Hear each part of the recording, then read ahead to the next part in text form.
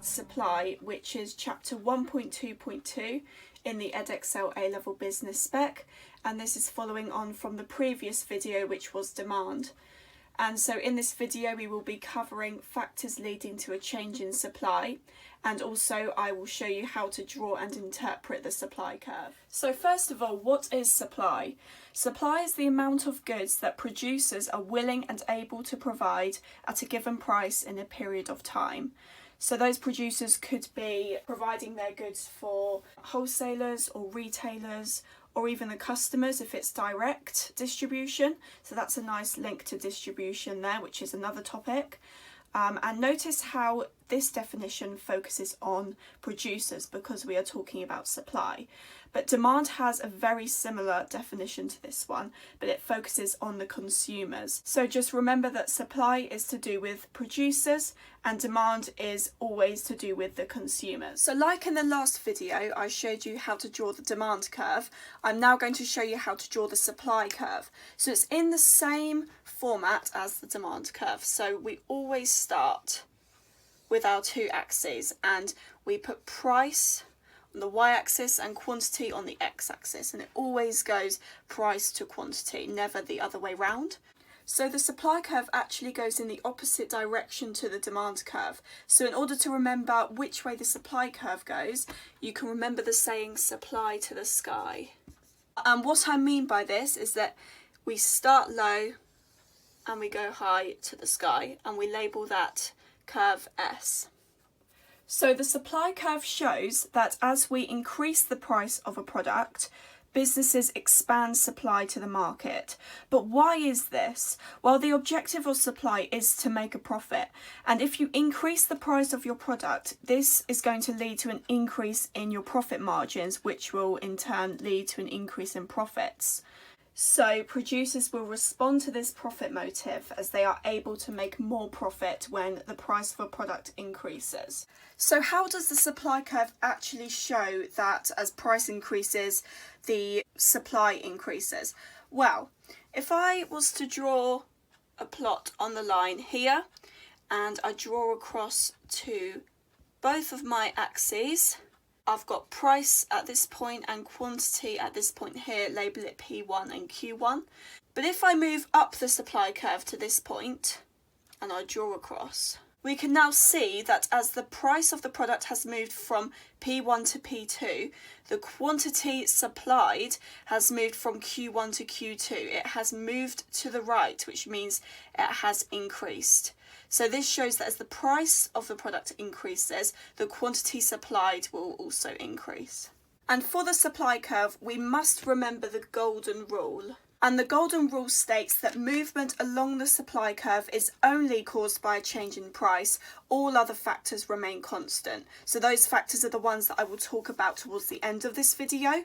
But movement along the supply curve, so when I'm talking about movement along the supply curve, we mean up and down. So all these different points moving up and down the supply curve, it's only caused by a change in price on our y-axis. So from this graph, we can safely say that an increase in price leads to an increase in the quantity supplied, and a decrease in price leads to a decrease in the quantity supplied. They are proportional to each other. So what if the price of our product stays the same, but for some other reason we have an increase or a decrease in supply? How do we then draw the graph? So it actually works in the same way to the demand curve when we are drawing an increase or a decrease. So for an increase, we always draw the curve to the right and we label that S1. And this shows an increase in the quantity supplied, because if we keep the price of the product exactly the same for both curves and we draw down to the quantity supplied, we can see that the quantity supplied for the second curve is much higher than the quantity supplied for the first curve. And then if it's the other way round, so if our quantity supplied has decreased, we show this by the curve moving to the left. And so again, if our price was around this point and it stays the same, and we draw down to our quantity supplied,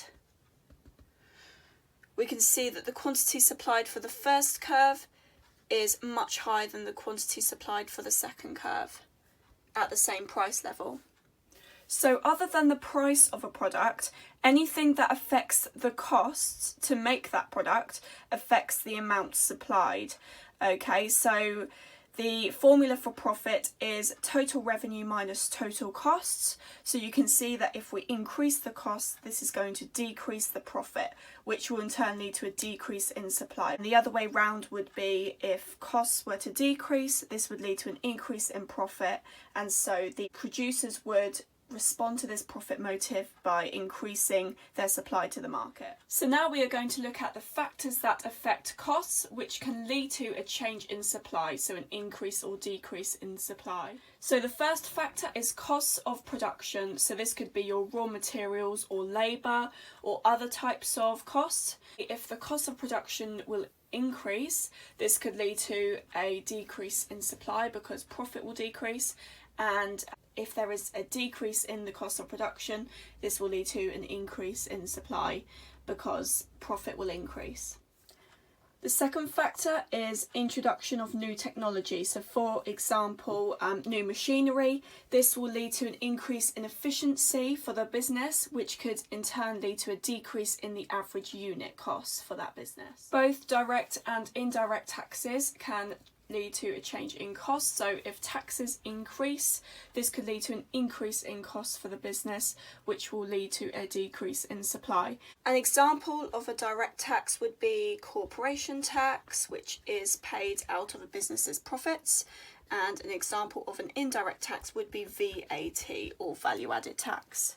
Taxes are set by the government, so again this is an external factor which can cause a change in supply. Factor number 4 is government subsidies. Now, subsidies don't really affect the costs of a business. Subsidies are the payments that a government makes to a business, usually a small business, in order for them to stay open and keep trading. If a business receives subsidies from the government, then they are likely to have an increase in supply because they are able to produce more and supply more onto the market. And finally, number 5 is our good old friend external shocks. So again, this is an external factor that can affect supply, and unfortunately businesses can't control external shocks. So for example, in recent times, the increases in energy prices is a massive factor that has led to an increase in costs for pretty much all businesses. So that is it for this video. Thank you very much for listening.